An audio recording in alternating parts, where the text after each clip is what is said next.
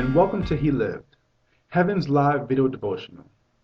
If you're having any trouble with your devotional life, or maybe you just want to hear a word for the day, then tune in.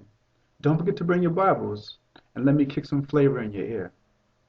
So the word in the street tonight is coming from Hebrews chapter 4, verse 15. All right? I'll give you a second to get that. Hebrews 4:15. And the word on the street tonight says, "For we do not have a high priest who was unable to sympathize with our weaknesses, but we have one who has been tempted in every way, just as we are, yet was without sin." Cool. So, the first question tonight, by a show of hands, who here remembers 9/11? Right, exactly. Everybody's hand should be raised. 9/11, the Twin Towers. This was what we call a national tragedy. The public experiences this together. Whether you were in California or Texas, or maybe Chicago, or even as close as New York, everyone was affected in some kind of way. Some were sadly affected because they were actually in the towers, or others were affected because they had a relative who worked in the towers, maybe a mom, dad, sibling, cousin, uncle, or aunt. Or some people were affected because they had a friend who knew a friend who knew a friend who was in the towers. No matter what the case, everyone was affected.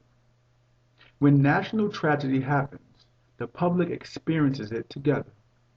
We all have these shared feelings of hopelessness or desperations, and we are bound together by these feelings.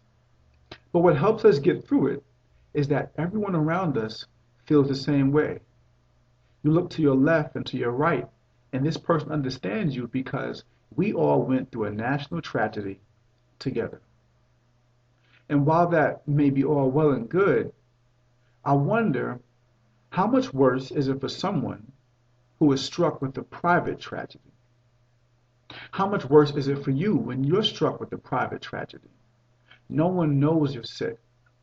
No one knows you've done something wrong. No one knows you've just lost your last real friend.